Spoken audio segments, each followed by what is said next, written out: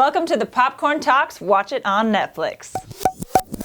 I'm Lauren Salon. And I'm Michael Drew. And we're gonna give you our 3 top picks that you guys should watch on Netflix right now. All right, my first pick this week is the Netflix original Fuller House. Now I'm gonna be straight up with you guys. If you did not grow up watching and loving Full House, the original, this probably isn't for you. This is something for the fans. So if you are an original Full House lover and you just have missed the Tanner family, I think you're gonna really enjoy this one. We've got the whole crew, minus the Olsen twins, aka Michelle, coming back for this Netflix original series. We've got Danny, Uncle Joey, Uncle Jesse, DJ, Steph, Kimmy, Aunt Becky, everybody there. And it's super fun to see where these characters are now as grown-ups, or even more grown-ups than they already were when we were watching it on TV. DJ is a mom, Steph is a DJ, like a music DJ, Kimmy is an event planner,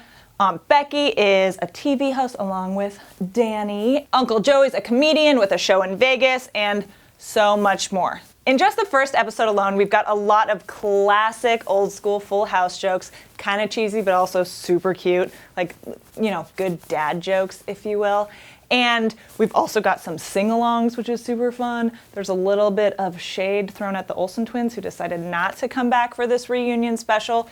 And it's just a lot of good stuff. And again, like I said, if you were a fan of the original series and you just loved Full House growing up, I think you're really gonna enjoy this. It's nostalgic, heartwarming, lighthearted, all that. So check it out. Next up, I'm going to bring you a Hollywood classic, His Girl Friday. Now I know what you're thinking. Black and white?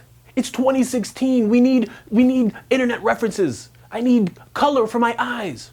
No, you don't. Because with this one, the script is so quick, the dialogue so fast and chippy, the camaraderie between the cast and the directing by the great Howard Hawks is so on point that you won't even notice the time difference. If anything, you'll appreciate the greatness of cinema past compared to today.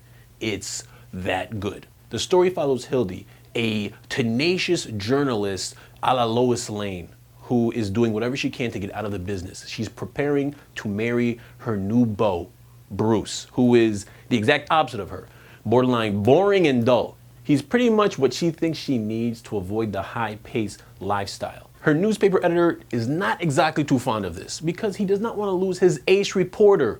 And also, they used to date. So he pretty much does whatever he can to make sure that Hildy remembers whatever it was that made her fall in love with this newspaper chase, the excitement of breaking a story. It stars the iconic Cary Grant, Rosalind Russell, and is directed by the great, legendary Howard Hawks.